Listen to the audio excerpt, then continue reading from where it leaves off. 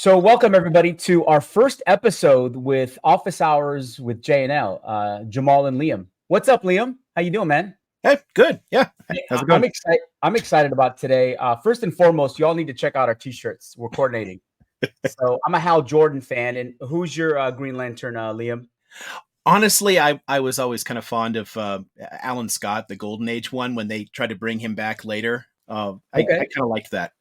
It's all good. And today's episode, folks, is all about getting to know who we are. We'll tell you a little bit of background about our upbringing, what shapes us, our worldview, and then how we met. And then we'll talk a little bit about what's coming up in the future episodes because Liam and I connected and we have 6 weeks planned out. So I'm excited about that. So before we get into the future episodes, let's get to know each other a little more. I think that's important for us to kind of build that groundwork and go from there. So, Liam, thanks for joining today. I'm excited to partner with you on this. It is going to be an amazing journey. And so let's get started by getting to know who Dr. Liam O'Mara is. Where were you born? How many siblings do you have? What shapes your worldview? So let's start, birthplace. Let's get going here. Oh yeah.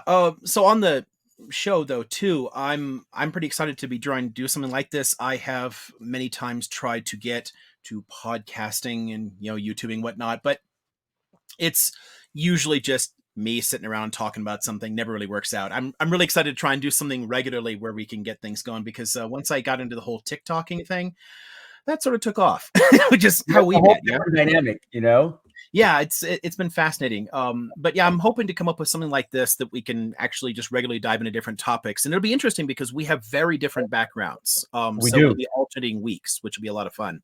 Yeah. So on, me. Well, I'm from Southern California. So I'm born and raised Angelino. My parents are both in the South Bay area, so I grew up around like Long Beach, San Pedro, all that. But I moved out into the high desert a while back, and then from there up into the mountains. I took over my grandfather's old cabin, so I'm restoring a small mountain cabin now. So that's a lot of fun. I bet. What schools? So you South Bay, and so I'm from the South Bay as well. Not born in the South Bay, but what schools did you go to growing up? Oh gosh, my mother's family was Sicilian and Polish Catholics, and she really wanted to go to Catholic school when she was a kid, so she put me into it, which was fun, I guess. Why'd you say it that way? Like it was kind of fun, not fun? Well, good in some ways, weird in others. Obviously, in religious terms, it doesn't really suit me. But the high school was male only, which I suppose made some things a little easier and some things harder. I mean, I matured slowly emotionally, but I think that's more just a matter of being analytic autistic. Right. But I think so. Maybe it was a little easier that way, I suppose. But I don't know. I think the thing I liked the most about it was that a lot of the priests and brothers were quite supportive in their own way. So they would find my interests and they would just loan me books all the time, give me access to their libraries. I remember Father Pestun in high school was like teaching me Russian during a silent study hour where we'd all just be sitting there. We would just, so the two of us would sit off to the side and he's like, working with me because no one else was wanting to do something like that. So it was fun, like a different one. One started doing Latin tutoring for me, which was great. There's definitely a reason that the Catholic Church and Catholic education get a bad rap. There are definitely problematic people in it, but not all of them are. Of course. And I never met any I never met any of these priests or monks that I would consider to be like problematic people. They were all just genuinely helpful and offering me books all the time. So it was very, very good in that way. It's just odd to be a Spinozist Jew with a background in Catholic schools for 12 years. That's an interesting mix. I didn't realize that you had gone to Catholic school. Where was your school located? The first one was in Long Beach. I changed elementary schools halfway through. So elementary and middle school were linked for them. So I started in Long Beach and then went to Bellflower. Okay. Yeah, I'm So familiar with that. yeah, so like I think it was um Cyprian, I think Saint Cyprian, and then Saint Bernard, I think. Or Oh yeah. I worked in Bellflower for quite a bit when I was in Long Beach. hard to remember the names now. But my high school was Bosco, John Bosco. That was Oh also in yeah, Bellflower. yeah. And so you have your PhD, man, and so I'm sure you've done a lot of schooling. Yeah. Undergrad. Where did you We had go a for? nice long stretch in between. I no one in my family had ever gone to college. Okay. So I just started working. I started working at 16 and kept going there. I didn't start my undergrad till I was 30. Oh wow. That I mean that's not I say wow in the spirit of that's not really that old though. I mean 30 is not that old because I used to have folks in my undergrad that were in their 60s. Yeah, I mean, we can go back at any time. It can be difficult to juggle everything else in life and going back to school, but um, there's definitely advantages to it.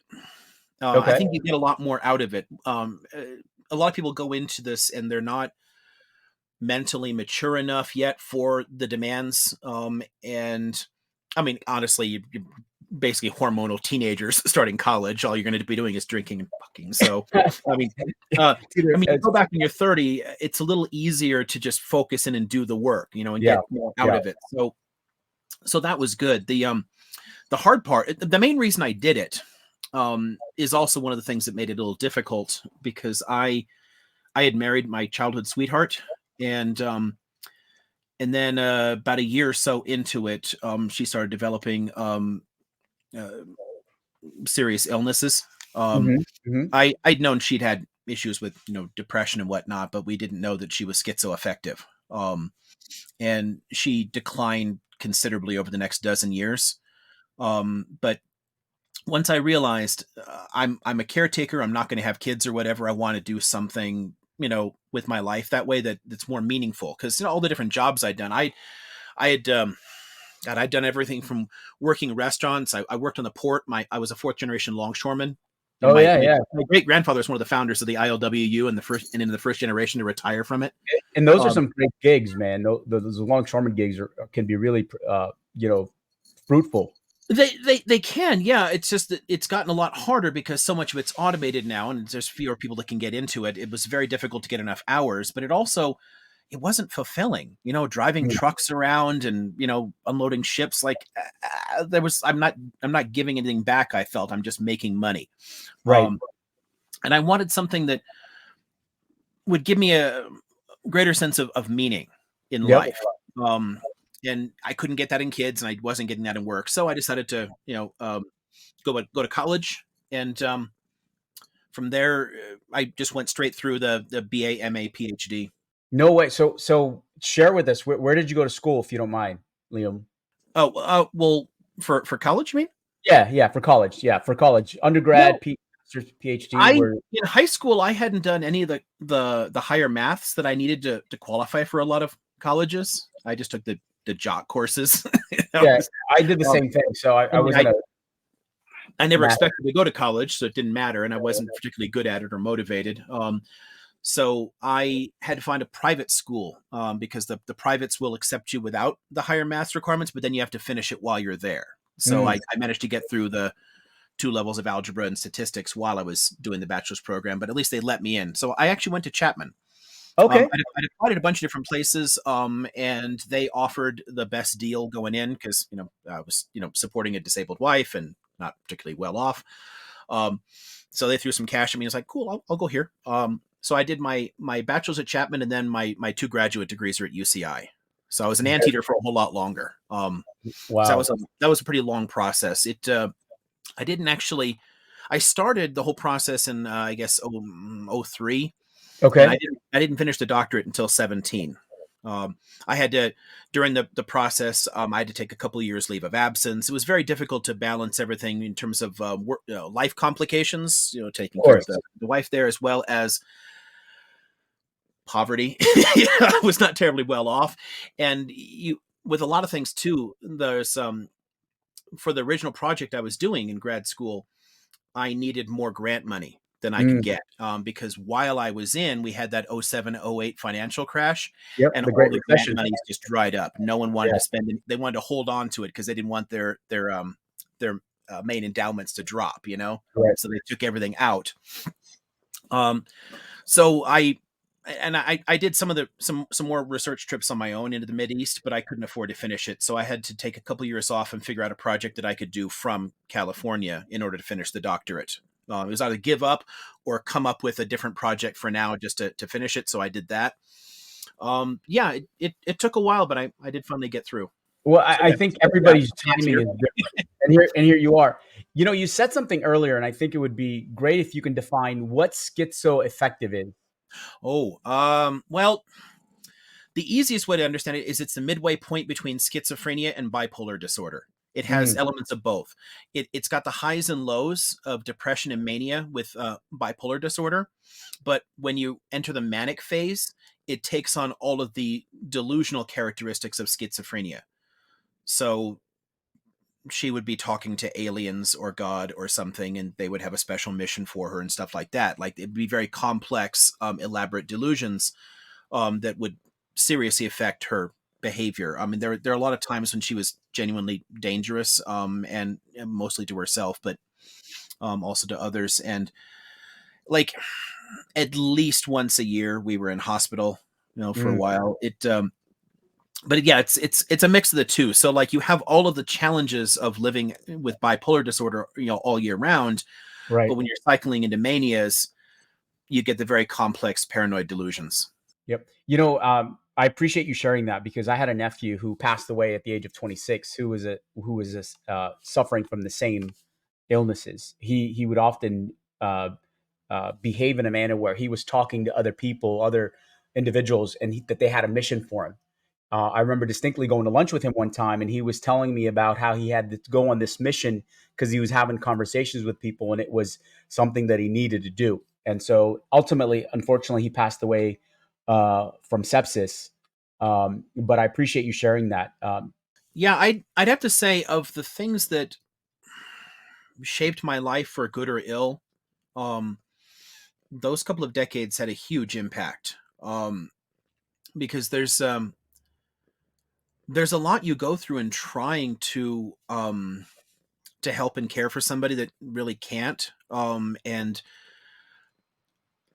there were multiple suicide attempts. So Mm, when you're in your 20s and you're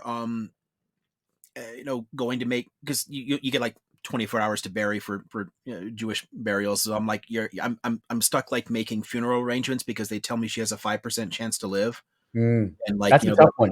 and the That's rabbis tough. are in there talking to her, and it's like and then it's she managed to spring back from each, but some of them were quite harrowing. I um bet. and it definitely helped to, I guess, mellow and center me in some ways, focusing on what's most important in life.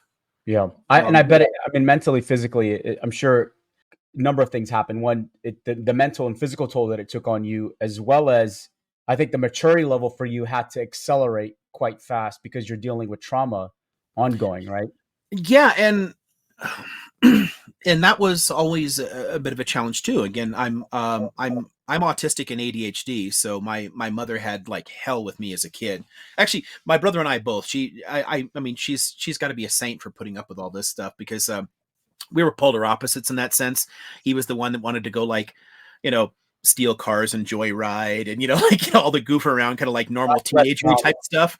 And right? I was just like, I hate people. Can I just sit on the bench and read Shakespeare in second grade? Can you please just leave me the hell alone? Like like completely different people in that sense. And she managed to like juggle it well enough, and give both of us enough of what we needed that we could come out all right. But I had a lot of difficulty dealing with people, and I think a lot of the experiences that I had along the way there, with her, forced me to do a lot of work Yeah, myself. And then later relationships after that also did a ton to help along there, because you do pick up bits of trauma along the way, you do pick up all kinds of problems. So I'm really grateful to all the people that have kind of like helped me like sort out my own shit, I guess, along the way. Yeah, look, man, sometimes we need, as much as we don't like to ask for help, there is a need, there is a desire for people to help us. Yeah, Um, yeah, for sure. it's amazing. So your PhD, what did you get that in?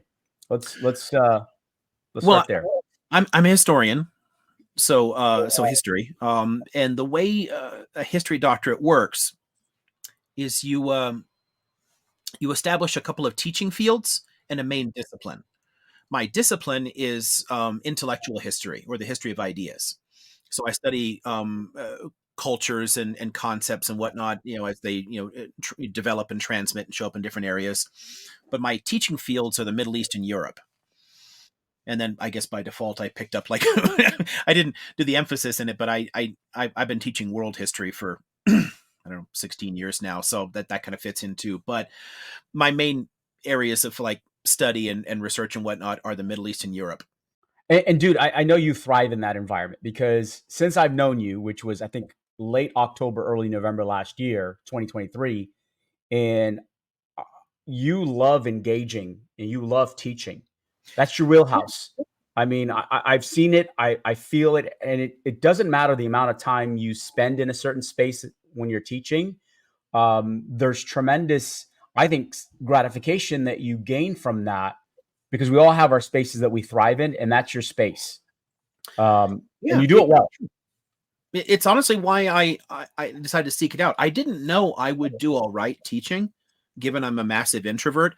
And I wearing those little watches that track your heart rate, I got to see when I'm actually lecturing in the classroom, my heart rate's way the hell high. I But bet. I I bet. feel normal, but it's like there's a physiological reaction because I'm an introvert, but I enjoy it. I do thrive on it. I love the questions.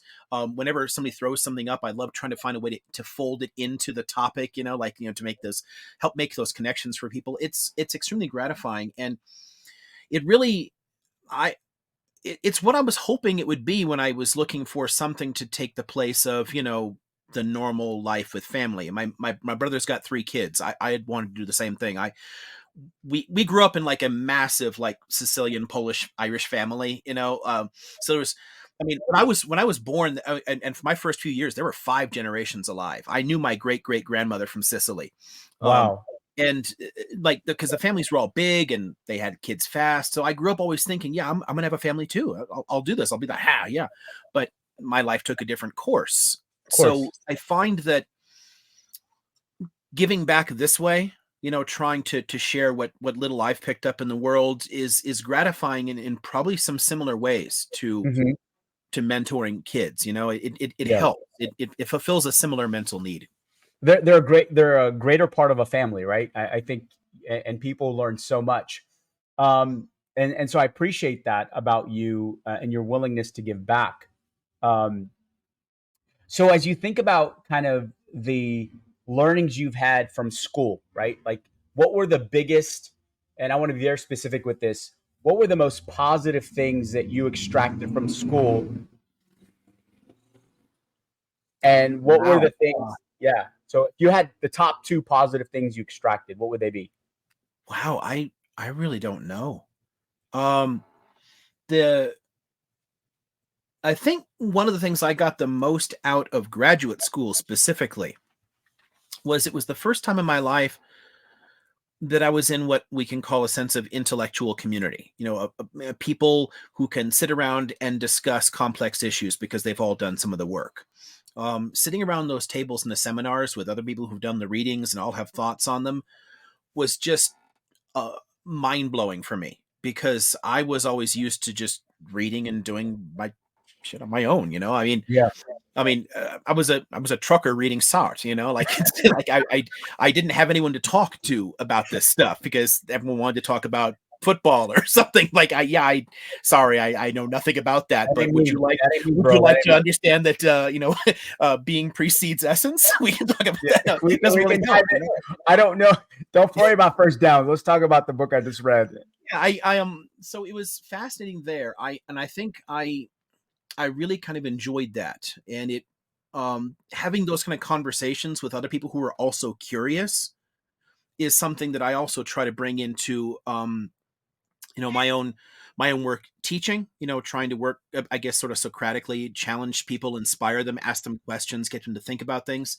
And I like pushing people in those TikTok interactions for the same reason. Mm, It's interesting that way, um, to see, what people actually think about something. I'm always curious how somebody else will understand the same basic idea, because everyone takes things differently. I think that's the thing that I most stood out to me. that's awesome. I like that. I think your inspiration comes from teaching others in a place of from a place of curiosity. You also mentioned something earlier about checking your heart rate.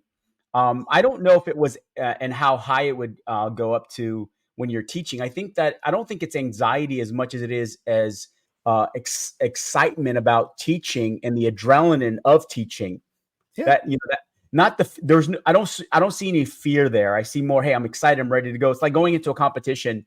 If you're grappling, there is that adrenaline rush that you get. And that's what I think happens to you oftentimes. I see it when you're in your lives, that adrenaline rush, man, when people are asking questions. And here's the other tell for you is you won't get you want to answer every question, specifically when it's in the chat. Like let's hold off before we move on. You pay attention to everything. And I so try. yeah, you do. I mean, you do a really good job. Yeah, I'd say that's definitely there. It's slightly different between something like this or a live thing and being in the classroom, because there, with other people around physically, it brings on a level of, I guess, basic discomfort. Mm, I mean, again, being both introverted and autistic, I've always been a little socially awkward. I don't. One thing that balances that is that I also just. I'm sorry. I'm kind of, compared to you, especially. I'm kind of crude. I have an I don't give a fuck sort of attitude about it's all good, being bro. myself. I will be who I am, and people will either like it or not. So I don't worry so much about how I'm being perceived, Mm, but there is a physiological stress just in having conversations with people. Like when you're sitting across a table and you're looking someone in the eyes, that's difficult. When I'm engaging with a whole bunch of people, it's difficult. I do yeah. it. I can do it. I can lecture, everything from like a group of 3 people in a small discussion group to like, a 300-person lecture hall. I have no problem doing it. But the human interaction directly is stressful. So it's Yeah. but it's also exciting because I get to talk about something that I want to talk about and that other people might be interested in, and I want to hear their questions and see what they Mhm. want to talk about. So it is a mix. I do genuinely enjoy it, which is Yep. why like the stress doesn't bother me. And don't get me wrong, you may look, even for me when I'm in front of an audience, there's a little bit of discomfort. I am nervous. But once the wheel starts turning and people are receptive to the information, like whether I'm teaching mixed martial arts or I'm at a school talking about public speaking, entrepreneurship, there is a level of nervousness and discomfort that stems from that. And I always say I may seem confident when I'm speaking, but I'm not confident about what I'm saying, right? Internally. Interesting. Yeah, see, I have no problem with the topics, no issue of confidence in what I'm talking about or the interaction with it's solely related to interacting with human beings in the Mm, flesh. mm, Because there was, and a lot of that just comes out of a lifetime of habits and attempts to cope with things. Because again, you grow up, especially in our generation, growing up, we didn't know as much about ASD as we do now. So there's a mm, lot of I had to figure a lot of things out on my own about other people and their expectations and their body language and reading their facial expressions and all this stuff, sure. because I was just like thoroughly confused in every single interaction for decades. Yeah. And it still comes up in, any kind of like more complicated or unfamiliar situation. If I'm in a new kind of like emotional situation that I've never been before, I'm still going to be confused. Yeah. Um, Yeah. but it's more today in interacting with people. It's because I hear this all the time. I have people telling me, yeah, you're a little quirky, but I would never have guessed that, you really struggle with this stuff. And I'm like, okay, cool. Thanks. I'll take that. Well, you shield it really well. I still feel the stress of it from just the decades of being confused by everything in an interaction with human beings. So there's still, I do struggle a bit socially, but I can do it. It's not natural, I suppose. You said something also to me that resonated, which is, for me, my father immigrated to this country, and Arabic is primary language, came to the States at the age of 55, and he couldn't teach me the things that I had to learn through life's experiences, how to interact with certain people at work, outside of work. Those Right. are all things I had to learn on my own, I think, and I had to experience situations to better understand how to respond to them. And so it's OJT, on the job training, if you will. Yeah, for sure. A lot of it, right? Yeah, and that's been helpful in tons of other areas. I mean, everything I've gone into and everything I've tried over the years has all contributed in some way, teaching certain lessons. The way Absolutely. I managed to afford to get into college in the first place was I started learning a bunch of technical skills, working with, computer networks and whatnot. So I went from working in the port to working in an office, and setting up, computer networks and servers and stuff. And I did well enough there that in my last position at an aerospace company in Long Beach, I was considered middle management, which was weird as hell. I was like the network manager. I had an office with window out onto the street, and I could set my own hours, but I also had to sit in meetings with people, and make proposals and presentations on, like what direction you were going to go and what we're going to do. And it was just, it was honestly a ton that I learned just from that about people. Every new experience you throw yourself into, I picked up something out of that context. So the degree to which I can effectively simulate humanity comes from all these varied Real life experiences. experiences. And I think people take that for granted. You have to experience various situations to be able to respond to them the most appropriate way. And it's constantly making an adjustment. And so, Liam, what's your favorite music, man? Let's hear. I know a little bit, but what's your favorite music? I mean,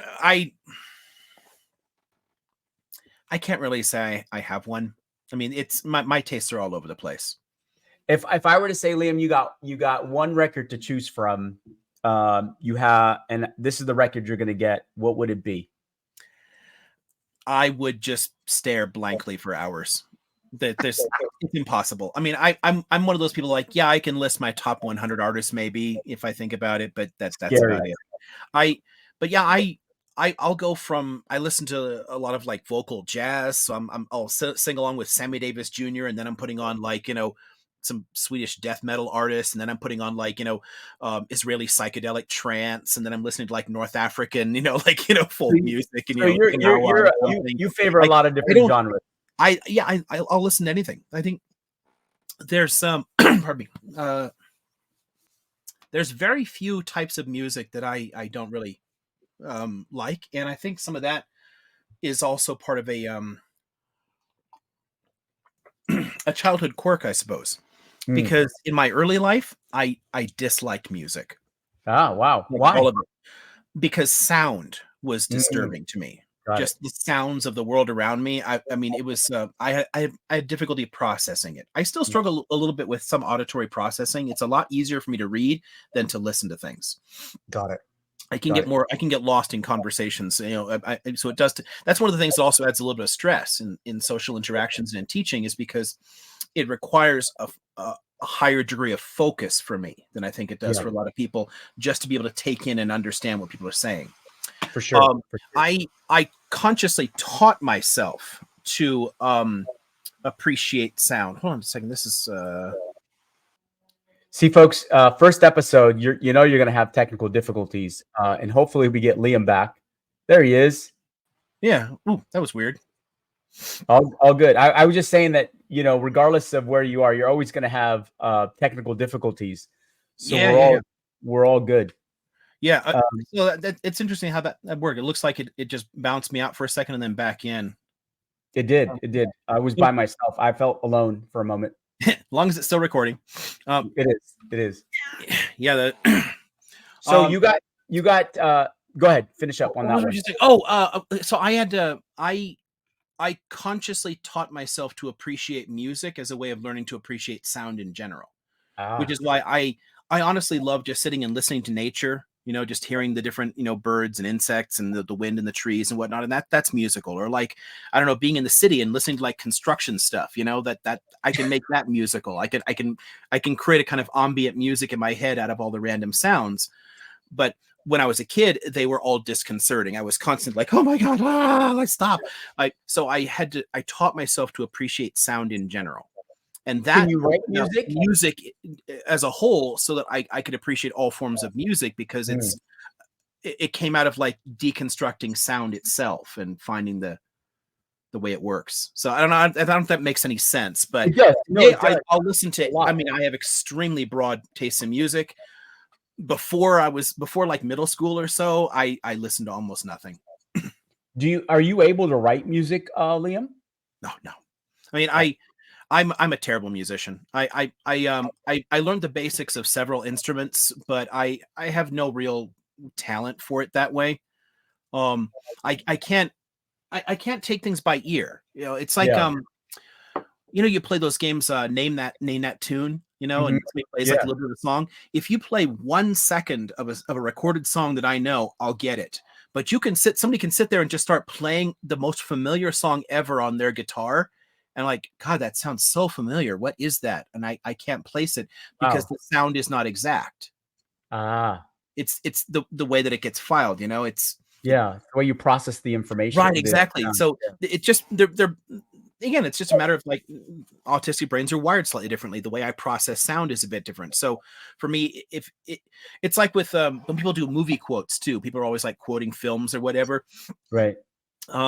If they mangle it all, I might struggle to place it. I will hear it exactly as they're saying it. I'm like that with movies. If you tell me about a movie and you don't know what the movie is, but if you tell me a character, I'm quick to tell you what the movie is and who the character is, because I love watching movies. I mean, I've watched dozens upon dozens, thousands of movies. I enjoy them. I'm going to ask you one last question, and then you can kind of drill me. Your favorite meal. You've already hinted at a couple of things that I wanted to ask about. So yeah. What's your favorite meal, my man? That's another impossible one. I have weird tastes in food too. Do you like French fries? You like French fries? Yeah, it depends. Yeah, I mean, home cooked, sweet potato, steak fries. I got to get a fry fry. All the types are fine. I do tend to like them a bit more cooked. Yeah, crispy. So like I can't get those In-N-Out fries. Like, no, this is not cooked. What is this? Take this back.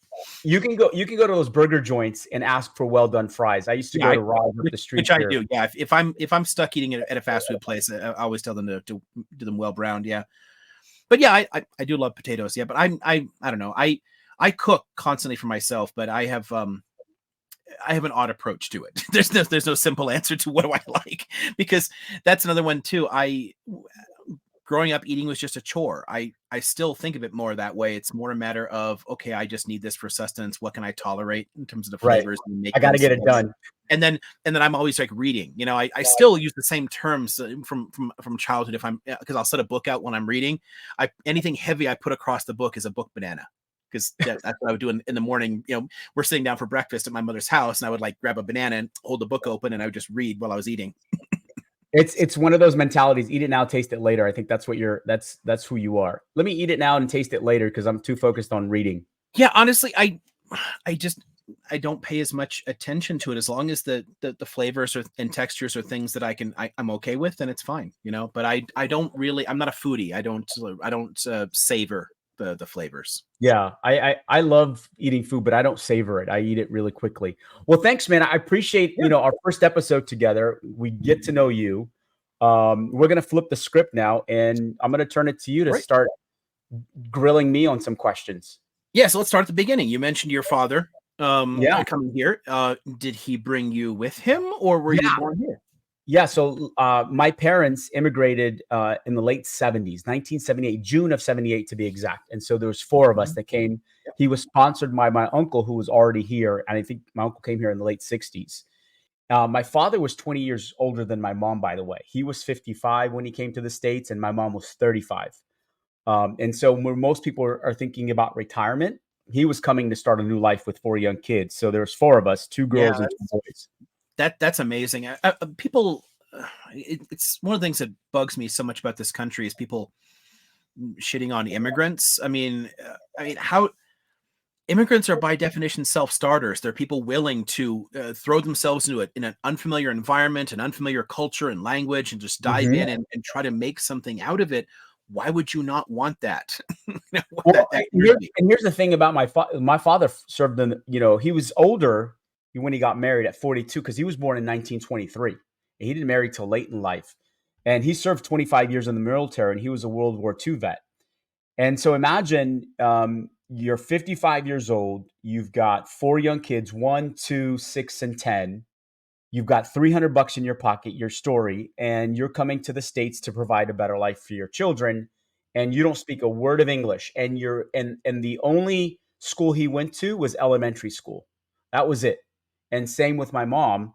He was a bus driver back home after the military. And so we lived with my uncle for about 6 months in the South Bay, and eventually was working in various factories, but didn't start really making money until he worked at the swap meet, selling clothes like Levi's, Dickies, Michael Jackson jackets back in the day. And so, and through those years, made a good living in the swap meet until brick and mortar malls started growing and credit cards were a thing, right? And Mhm. so that changed the whole landscape in the swap meet business. But yeah, man, it was four of us. I was 6 years old. Went to all the schools locally in the South Bay. Billy Mitchell Monarchs. Went to Jane Addams, and there's a funny story about me going to middle school, and then went to Hawthorne High School. And so I initially went to Dana. So there were two various schools, and there was a border and a line that determined where you went to school. So if you lived on this side of the line, you went to Dana, which was of somewhat of a middle class, affluent area, and Jane Addams was low to moderate income. And the way it worked back then is you could use someone's address or petition, and it still works the same way today. You can petition to go to the schools that you feel are more appropriate for your kids. And so Mhm. we ended up using my uncle's address because that's where we lived. But we moved, and my brother was filling out my lunch form because we couldn't afford to buy a meal every day. And at the time, they would give you your lunch ticket. You would go stand in line. Here's my lunch, and he put the wrong address on there. He put where we were living, which was a requirement for me to go to Jane Addams. So they found out. They looked at the form and they said, "We got to kick you out." Oops. Yeah, they kicked me out. I went to Jane Addams, spent my middle school years there, went to Hawthorne, and I wasn't going to join the military because recruiters, if you remember in the 80s, were active in high schools. Mhm. They were always coming to recruit, and my brother had Yep. joined right after high school in 1985. And I'm like, you know what? I'm not going to do this. I'm not going to join the military. It's not for me. And something clicked in, right before I graduated, 1989 from high school. And I decided to join the Marine Corps. And I couldn't. My mom would not sign the contract. You had to be 18, or parents would sign for you to join. My mom wouldn't, so I waited till October of 1989 before I signed off on the contract. And my mom's like, "There's going to be a war. I feel it. Mother's premonition. There's a lot going on in the Middle East right now." And sure enough, I joined the military, 1989 boot camp. 1990, war broke out, the first Mhm. Desert Shield, Desert Storm. My brother was deployed, and I was put on active duty. I'd gone to undergrad at Cal State Long Beach. Was there for a year, and then shortly after, a war broke out, or less than a year, and I was taken out of school, and put on active duty for a year, and went back after and got my degree in the mid '90s in speech communication. But at the same time, started working in banking in '94, and so that's kind of high level overview of you know middle school, elementary school, high school, military, in the Marine Corps. I joined the Marine Corps, and then undergrad school. That's who I am in a snapshot. Yeah, and all those things are they're gonna have an impact on you. So I'd be curious what you took out of the military. There's a lot in my family. I mean, Mm. my brother joined the Air Force out of high school, so he did that, and then based on those skills, launched him into a career. So he didn't do the college route at all, and he's always made considerably more money than I have, and so like you really respect the hustle there and what he got out of that. But yeah, he spent like 7 years in the Air Force. I have uncles that were in the Navy. My grandfather was a Marine. Mhm. They're all over the place. But I I tried a little later. I did actually enlist in the Navy, Oh yeah. specifically to try and I guess scam Uncle Sam out of college money. But Well, I didn't used work. it. They discovered I was asthmatic. I collapsed in a precision drill, and that was the end of that. So I have a lot of fun memories of basic in Great Lakes, Illinois, is in January. Yeah, yeah, yeah. but, It was but cold that's too, man. but that's it. Um, I so I you love the actually military. did a full term in the Marine Corps. Were Yeah, you so deployed actively? I was in the reserves, and but then on active duty during the first Gulf War, and I was getting ready to get deployed to Iraq, but you have to do a full physical, dental, body, everything, and they said, well, we can't send you because you have wisdom teeth, and we have to pull all four out, and they pulled all four out, and by the grace of God, they got infected. At the time, they didn't suture they didn't suture the wounds. You had clots that would heal normally, and I spit out the freaking clots, and they got infected, and that's one of the most painful things I've ever experienced. And then as soon as they healed, which was I think February of that year, I think 91, if I'm not mistaken, a ceasefire was called, Mhm. and then I was taken off active duty, went back to the reserves, and then finished undergrad at Cal State Long Beach, but also got into banking in August of 1994 as a teller, as a temporary gig, by the way. I had walked in to cash one of those GI bills, and I go to the teller, "Hey, are you hiring?" And she said, "Yes, we are. I'm leaving. Would you like to apply for my job?" No joke. And I said, "Sure." And at the time, it was paper application. So I filled out the paper application. And this was supposed to be temporary, by the way, because I wanted to be in the entertainment industry, specifically in radio. I wanted to be the Ryan Seacrest of the time, or Rick Dees, if you remember Rick Dees, Kiss Yeah, FM, right? Jay Thomas, Power yeah, yeah. 106. And so I got in. I said, you know what? I'll do this for a bit, graduate, get my degree, and then try to get into the radio business. But I was naive. I didn't know how to get into the radio business. So how in the heck am I going to get in there if I didn't know how? And so I ended up staying in banking, and then was very ambitious about getting promoted very quickly through the ranks: teller, banker, assistant manager, manager. And I spent 30 years in that industry up until April of 2024, and I left. And I learned so much. And I think from the military, leadership, discipline, Yeah. perseverance, resilience, all these things. I always feel like if I've gone through boot camp, parallel that with what my father went through, there's nothing that I can't accomplish. Now, saying that, it's not easy, but I need to be, resilient in whatever adversity I face. Right. Yeah. That's what I was expecting would have come from there, because that's the main thing my brother, I think, took out of it, is that sense of confidence, leadership, resilience. It's why he's in management.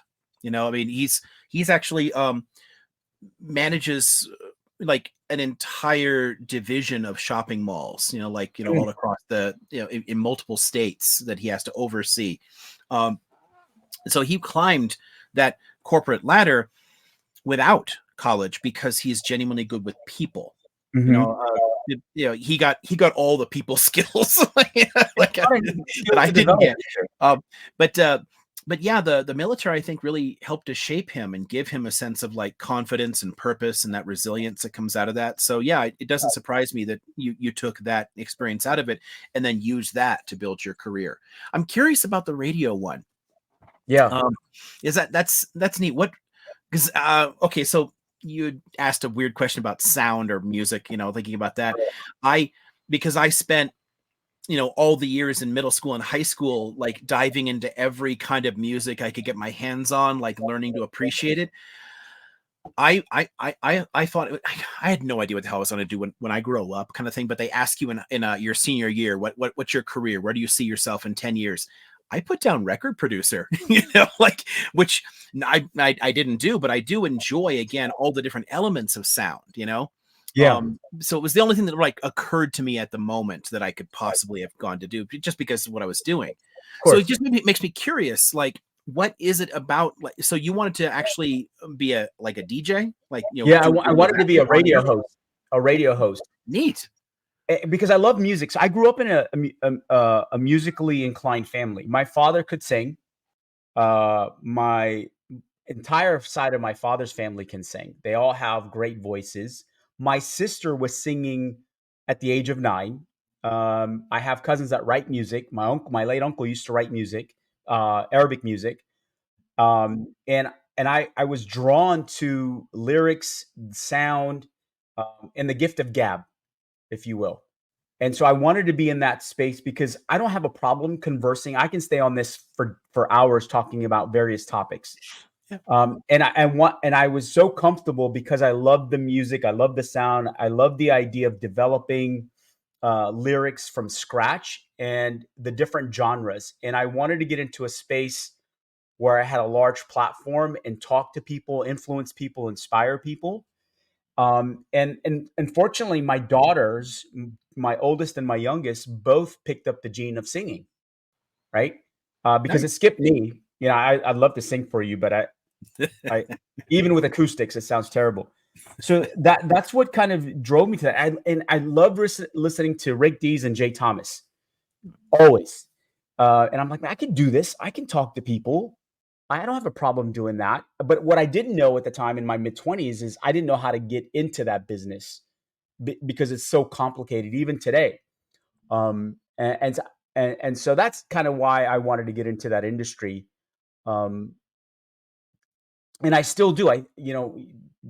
Between you and me, when I see like part-time DJ announcer, I actually have a resume for that, and I apply to those jobs. Yeah, that's But really if cool. Yeah, yeah, I mean, I always thought would have been fun, like the more, I mean, back in the day when you actually had free form radio and you could choose the stuff that you wanted to put on, where today it's all these corporate playlists and computers are putting all the stuff out there. I mean, DJs used to be a really interesting sort of profession. People that could introduce people to new music and talk yeah, about it and whatnot. I liked that. I think we've sort of lost that. But I, yeah, it's kind of neat that yeah. getting into podcasting gives you that same kind of, you're hosting something. You're you know we lack the music. What? What if Yep, exactly. I don't think we could play things on there because of the way the copyright and YouTube monetization, all that kind of stuff will mess it up. But we could always, at the end of each show, each suggest one song or something, or an artist. You tell people, here, go listen to this song, see if you like it. We could That do could that. That'll be be like fun. the ending of the show. And here's the choice. Uh, here's your choice of the week for songs. Here's what we recommend. Yeah, man. It'll be kind of fun because we both get to play DJ in a sense. Like here's a song we would have played, and people can go and check it out, and that could Absolutely. be fun. Yeah, that's really neat. That interest in hosting and talking and whatnot. So yeah, that will definitely help here a lot. I've done that in 20 years of my 30 years. I spent in leadership in corporate America. So I worked for various banks. Um, and 15 of the 20 were spent in senior management. So managing managers across various markets. And the last 2 years I spent in the mortgage business. But I spent time doing volunteer work for employee resource network groups. And the last role I had was the president of the Middle East connection at the enterprise level. And so you have local, regional, and then enterprise. And I was the president of the Middle East connection that encompassed having 12 board members across the footprint and about 4,800 members.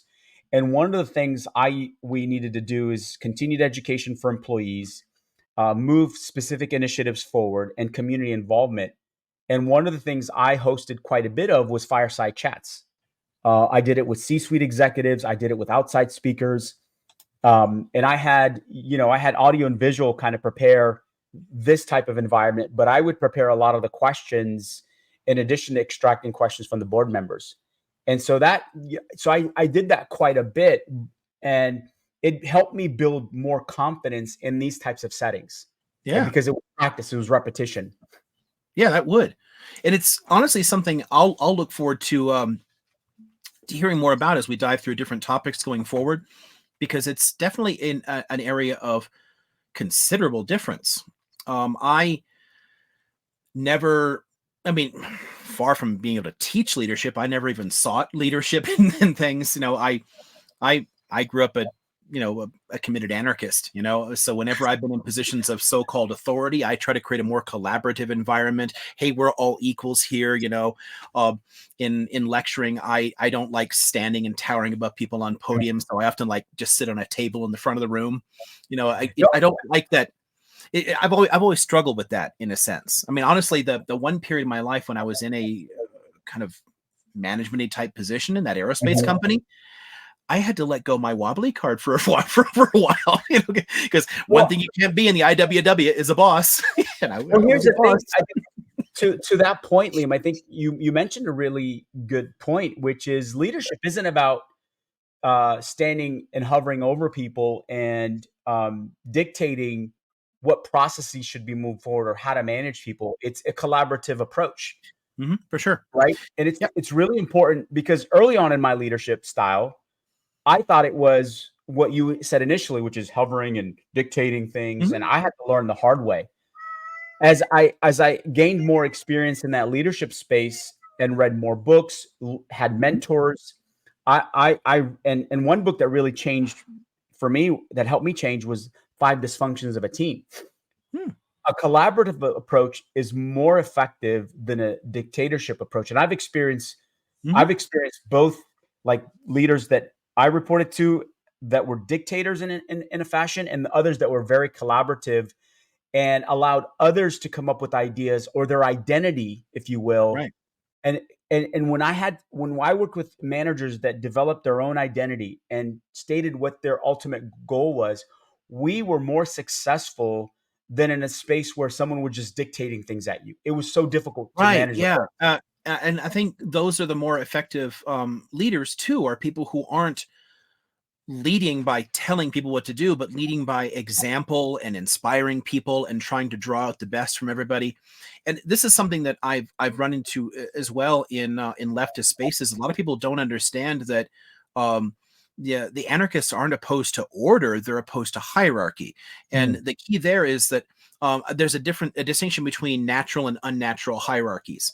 A natural hierarchy is, imagine like a bunch of friends go out and like they're hanging around like, okay, where are we gonna go tonight? What are we gonna do? Like somebody says, I've got an idea, let's go and do this. And like, okay, oh cool. And we follow along to that person to go and do that thing. Well, if it sucks, we don't follow him again, but Right. it's like it's constantly evolving. It's not that you have a permanent position locked in through structural power.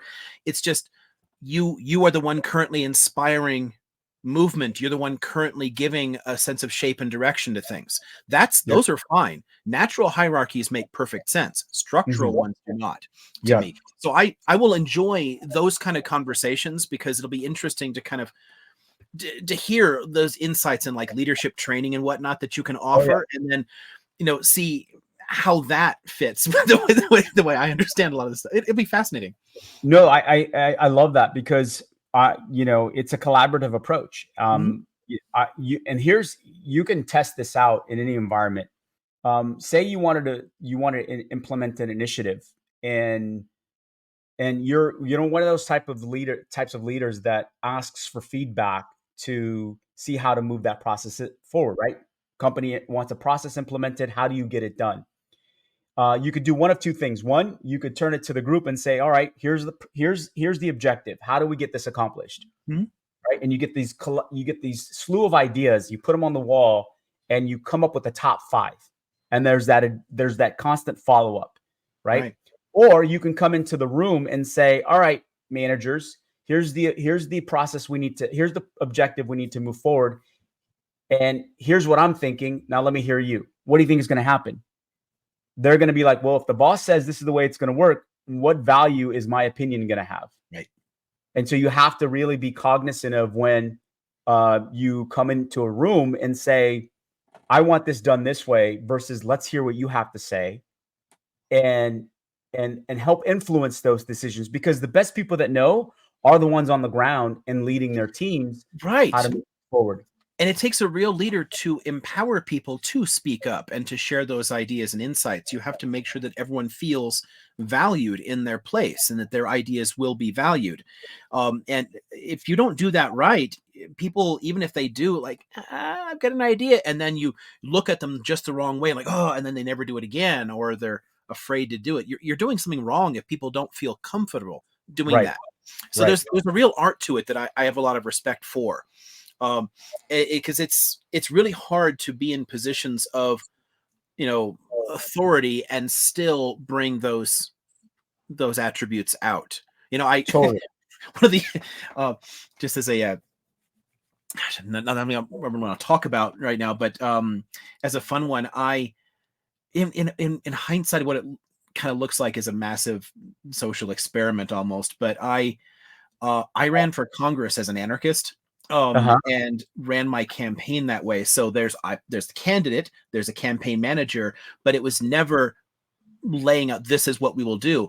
There was always these roundtable discussions. We would have the entire team, and it didn't matter if they were like high school volunteers. Some of the best ideas and most innovative things we did in that campaign came from the high school students, who were volunteers on a campaign, because we worked to try and empower everyone, to make them feel that they were valued parts of a team and that it was a team Absolutely. effort.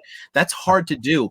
And I really respect efforts to do that. So it's something we'll enjoy. I think it's a good way to pivot to asking about some of the topics and areas of expertise that you'll bring to the table. Things that, Yeah, because we're gonna alternate weeks. So we I'll are. blather on about something, you'll blather on about something, and each time we'll take turns being like the discussant, asking questions like, oh, that's interesting, what about this, and then you can present a point. You got it. You So got it. Yeah. what are you gonna bring into this? Well, so leadership, how to navigate that landscape, how to be an effective leader, right? How to broaden your network using the various platforms, specifically LinkedIn, how to write a resume, how to build generational wealth. My No. background's health and fitness, right? And so mixed martial arts, lifting weights. I have, 35 years of lifting weights since the age of 16. I'm almost going to be 53. Marriage. My wife and I have been married for almost 25 years coming this month. And, raising kids, and, how to build strong, cohesive relationships, writing a cover letter. We talked about writing resumes, um, how to navigate the banking landscape. What terminology to use to escalate issues and make sure that you're getting the things that you need to get done. Those are just a few of the things that you and I that I think will help us complement each other, because you bring such a scholarly background and vast experience in that space. And those are the things that I think I can contribute with. I'm hoping they're good. We'll see. I mean, I don't know. And Yeah, if it no. doesn't work, then you and I get into like an octagon and we start boxing and grappling and see people enjoy that. Like the match between Liam and Jamal. Like that fight that would night with J and L. that would be funny as hell. All right. Yeah, so in investment tips and tricks, like best practice type stuff that people can bring in there, because it's often very, very confusing. A lot of people are dependent upon finding some kind of a consultant that'll do it for them, and then you're trusting them to do it wrong. So things to know before you go in, so that we Absolutely. And honestly, there's so much jargon in investment and in banking and in houses and mortgages and the rest of that if we can give people, like in an hour discussion, here's a bunch of like an explanation of what these different things mean. So when they're sitting in there and they hear those terms, you're not lost. Yeah, exactly. Dependent upon somebody else, like leading Absolutely. you through it. And what would be great that'll is help a lot. when we bring in financial advisors that can help you, really identify what's the best way to, contribute to your 401k. Do I need to set up a IRA or a Roth IRA? Do I need a money manager, or what platforms can I use to invest on my own? Right. People aren't aware of that. Right. And then mortgage rates. How do I get the best rate? What are resources out there for those that don't make enough money? What kind of grants are available? So all those things I think bringing to this platform will help people in the long run.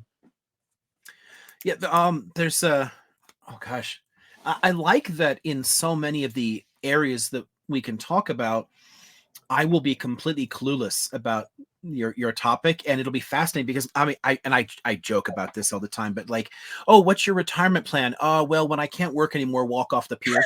Like that's it. Like That's my I retirement I plan. don't imagine how I could be able to afford to do so. Like it's just Right.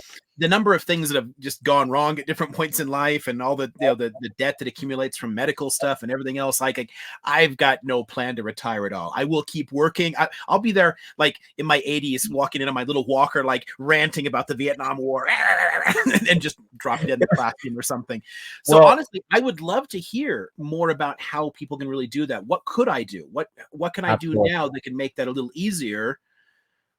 So yeah, it'll be great to be able to pick your brain on things You like that as will. we go along. So those of you that are listening to this today, and I'm going to be clueless when he talks about some of his topics. So I mean, it's not just him being clueless about mine. Let's just put that out there. We're excited. I mean, this was a great conversation. I think I think what will happen also, the more we do this, Liam, the more people will get to know us. I think we just gave them a high level overview of who we are today. Yeah, There's so much more to talk about and so much more for people to get to know. for sure. I'm excited, man. I'm amped up. It could be that I had an energy drink that was 300 milligrams of caffeine, and then my wife made me a double shot. Um, and I just came off of teaching Muay Thai, so I don't know what it is. I can't take a nap now because I got to train at 5:30. So I can go on talking forever. Let's do this. It's finally this caffeine, and so Liam is not like this. I am like this. Liam is not like this. I'm telling you guys, I am so hyped up. He is hyped up, but I'm going to show it to you more. I'm I'm naturally hyperactive, which is one of the Yeah, reasons that I mean when I drink this stuff, it slows me down. yeah. I'm mellowing a bit, so it's we definitely come at that a little backward. You should see me when I mellow down. If I mellow down, I'm taking a nap. That's that's what mellow down is for me. Yeah. So There's go a for it. one thing, another thing about you that I think Yeah. might actually dovetail into some of the shared interests that brought us together first, and some of the things that I think a lot of people who already know us will be interested in talking about, because obviously we met and started interacting in the context of this Gaza crisis. Yeah, absolutely. Yeah. The bombings there. Uh, am I is was your family from Natsrit Yeah. originally? So let me tell them how we met though, how I got to know Yeah, you. yeah. So I happened to fall upon your page one day in November, early November, and you had a few folks in your chat, and I had come up and you were so gracious. I asked, "Hey, would you mind?" And I'd been new to TikTok, and because of the conflict, and I asked if you would join, and I because I had heard you were very well spoken on the history of Palestine, and you joined my panel back in November, and we just kicked it off from there. The relationship grew, and what's interesting is I heard you talking about a podcast one day, and I couldn't miss out on the opportunity, and you agreed, and here we are today. So Really? my father was born in Palestine in 1923, near the Galilee. Left very young and did not have right of return because he left and couldn't go back after the 48 war. But his family still lives near the Galilee. My mom's family is from Nazareth, although she was born in Jordan in 1942. Both have passed since then. My father lost his land. It could have been to the JNF or the ILA. I'm not sure which one it was, because when my father went back and said, "Hey," because his father left all his siblings' land near the Galilee in a village, and they all have built homes in this particular village. And when he went back to say, "Where's my piece of the pie?" Well, the Israeli government took it because you're an absentee owner, and Mhm. they acquired it. So, Yeah, and I a don't lot know of the what. absentee stuff went. A lot of the absentee stuff, if they weren't present right at a particular moment in the 47, 48, that stuff, yeah, went to the JNF. The Jane, right? And so I didn't know what that meant at the time. I'm like, what do you mean it went to the government? Until, quite frankly, I learned over the last 7 months what the JNF was, what the ILA was. And so, and as soon as this so-called conflict kicked off in October, I started, because of you, I started reading more. And because a couple of content creator recommendations, they said, well, JBS, you should start a book club. I'm like, I can do that. And we're in our 4th book now, with the book club, which I appreciate because I've learned so much in reading the books. And this will be my 6th book this year. Obviously, look at your shelf back here. Look at mine. And so, I mean, at different weeks, I'll be sitting in different parts of the office too. There's just an absurd number in here. My house is nothing but books and cats, which I aspire to be by the time I'm 55. I mean, a more well-rounded life is a better aspiration, I think. And I'm Palestinian Christian, so I think that's the ties that we have, and this is where we are today. Yeah, right. Yeah, exactly. It's so your family's then on both sides from the Galileo, but you grew up in Jordan initially. I did. I was born there until and I left at the age of 6. So I was born in 71, and when I came to the States, it was June of 78, and I turned 7 that year. Didn't speak a word of English. The tutor at the time when I went to Billy Mitchell, his name was John. John was his name, and the only words that I knew at the time were yes and no.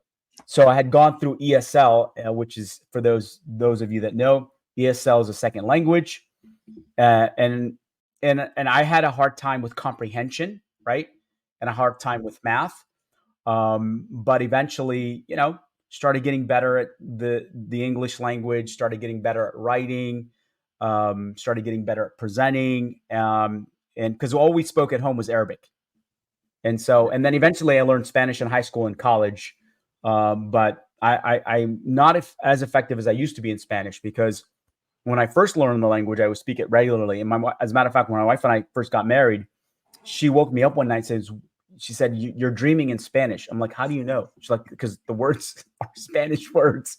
Who are you talking to? I'm like, "I have no idea. I don't know." As long as if it was bad, I have no idea, because you don't understand it, and I don't know. So we're good. But I've since I still can speak Spanish, but not as well as I used to. Yeah, that's great, actually. And another one of the things that's honestly beautiful about a lot of the immigrant experiences too is what you bring in there. Yeah, there are definitely challenges in trying to adapt to a new environment, learn the languages and whatnot. But you come out kind of able to navigate completely different worlds in a way, and it brings a wealth of insights that most people don't have access to when you grow up in a completely monolingual environment. Absolutely. But yeah, the Palestinian origin it got us talking in the first place, and I'm very happy to keep helping to get more people aware of these issues, because it's honestly offensive to me that we're constantly denying the existence of a people that's one of the oldest settled populations on Earth. It just makes no sense at all. Yeah, I have no tolerance for that anymore. Yeah, I still join other panels every now and then just to provide information, because there's so many great content creators out there that are well versed in the history and the debates. But every now and then, when there's a denial of identity, or quite frankly, denial of anything that's been happening, I can't but help to get up and kind of share context. And I appreciate all the content creators that are doing all the work to amplify the voice. Yeah, honestly, I don't think that it's unless you're in a place where there's a large audience and plenty of people who could be swayed, I don't see much of the value in those kind of debating people who are doing that. Because if you're just going to sit there and say, well, Zionism is an anti-colonial struggle because it's reversing Arab colonialism, I'm like, what the hell? Like, if you're going to spout this kind of made up racist horse shit, then kindly do it somewhere else. I don't see the point of engaging with most people like that, because they're doing it for reasons that have nothing to do with the facts at all. No, Nothing there's no value in those purely conversations. ideological. It's their identity depends upon denying someone else's. So I have no real tolerance for people like that. And I can appreciate that. And I think, the more and more I'm on these platforms, the better I'm getting at identifying when is it an opportunity to share information and, talk to someone who might be receptive to what I'm sharing versus they're just going to deny everything. And Right. there's no value that I'm not there to sit and coddle you. I'm not going to coddle you. You've already made up your mind, basically. Right. And I think it's one thing that'll come through in terms of my approach to a lot of stuff as we go forward too, because I honestly don't think that it's my job to change anyone's mind. I don't think anybody can. I think people change their own minds. So what we can do is inspire people to think about things differently, give them a different perspective on it. If they choose to look into that, where they go with that is ultimately up to them. But if somebody comes at you with, I have this hard view, this is my reality, and it like clashes with the basic evidence, then it's not worthwhile. They're not open mentally to challenging themselves. If someone isn't willing to be wrong, if someone isn't willing to challenge their own perspectives, then it's not really an engagement or an intellectual process at all. You're just shouting past each other. Yeah. Yeah. It's like two rams just keep hitting each other and no one's moving anywhere. Yeah. No, agreed. Totally agree. Yeah, so that's definitely not something people are going to get here. This is not going to be one of those like, debate shows where you're yelling at people. If we're bringing on guests, it's going to be to present on a topic, to inspire you to think about it, but not to say, y'all have to agree with everything that comes out here, or we're going to argue with and yell at people. That's just not what this is going to do. Absolutely. We're going to give people a pathway to be successful in various spaces. Whether you choose to engage or not will be entirely up to you. And I think ultimately anything you do in life is a choice that you have to make. Right. It's not someone, no one can force you. We'll inspire you. We'll give you resources. Then ultimately you can either get distracted by it, or as Robert Sharma would say, you can do incredible things with it. Yep. Right. We're going to provide seeds, and whether you plant them and how, it's up to you. Here's some materials, go and do something with it. Okay. Awesome. So where are we going in future for this? So next week we're going to talk capitalism. It's going to be your thing, right? And then after that is the resume workshop. We want to grow this platform, and ideally you said it best. It's to inspire us to help people. And the various topics that we're going to introduce into this platform are intended to do just that. Mm-hmm. People that are listening today, what we want you to do is spread the word. I think there's so many different podcasts that you can choose from today. But what we bring to the table is unique in nature, different backgrounds, different upbringings. But what we bring, though, is a way to help you change your life. And we have topics that I think people take for granted and oftentimes don't know where to get the information. And so we bring that to you. And that's where I think the next 6 weeks that we have will allow us to do just that. And when you come to this podcast, God, take notes, right? When you listen to it, take notes, share the information, and we'll go from there. What about you? What's your perspective on how we go from here? Yeah, no, that makes sense. I want people to understand that this is going to be quite variable in the subject matter that comes up. So if you came to this because you knew us for the Palestine advocacy, stay tuned. It will come up a lot, but we'll also talk about tons of other issues and things in our various areas of expertise. Jamal actually suggested next week's topic. So what I'm going to do is give a basic overview of the early development of capitalism as a system and help people to understand it and define it, because most people have no idea what the word means. Mm-hmm. Capitalism and free markets are not the same thing. We'll kind of like take this apart a little bit and show how it develops and what it does. And with a lot of topics like that, the first time they come up, what they're going to do is they're going to lay down certain threads and paths that we can pick up on other ones. So I do want to encourage people to be active in following along here, to leave comments and whatnot when we post these things. And then if you're interested, you can join our Discord community and be able to suggest topics and ideas and, do like, after show recap discussions of things, because I'd love to know what's most interesting. So if I give like a top level overview of like the early developments in capitalism, what was the parts that were more interesting to then pursue in later ones? And we can keep picking these things up and diving into them. So I'm hoping that we can build an engaged community around this that'll be interested in all the different topics that will come up. I love it. I love it. We also, you mentioned the Discord, those that are in the Discord with us, we want you to suggest topics for us too, right? As we build community, it's important to know what you want to hear from us. And so please make sure you're leveraging the Discord to suggest topics that you may not have thought, that we may not think about. That's why it's important. I think we talked about earlier, leadership is about engaging a community, engaging the group that's willing to engage us, and learning from them what is going to be beneficial to them the most. So Liam, I'm excited, man. So next week, capitalism. For those of you listening, you have just witnessed our first episode with Office Hours with J&L, and hopefully you enjoyed getting to know us a little bit today. There's going to be plenty more opportunities for you to get to know us. And if there are questions you have about us personally, put them in the Discord. Let us know because there's probably so much more we can learn about each other.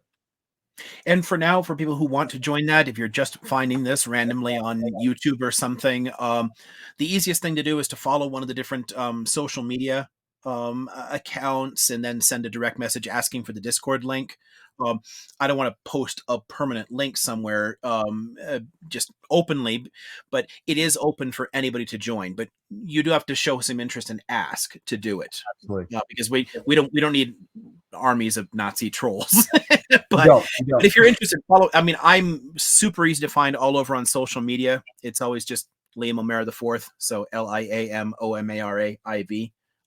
You can find me on Twitter, Facebook, Threads, Instagram, Mastodon, Blue Sky, whatever, and obviously on the YouTube too. But just follow somewhere where you can send a DM and I'll send you the link. And it's as easy as that. And because we welcome you into the community and we want people to be able to ask questions and talk about the topics and build from there. Absolutely. Thank you, Liam. And you can follow me on TikTok at JBS TikTok Dad. I'm the only JBS TikTok Dad there. I've been dubbed that from the get-go, and I will embrace it. As a father of four and a father of a community. Liam, thank you for the time today, man. It was amazing to be with you today, getting to know you. Likewise. I look forward to next week's episode. Yeah, likewise. Hopefully you guys are interested, and we'll see where this builds. Have a great day.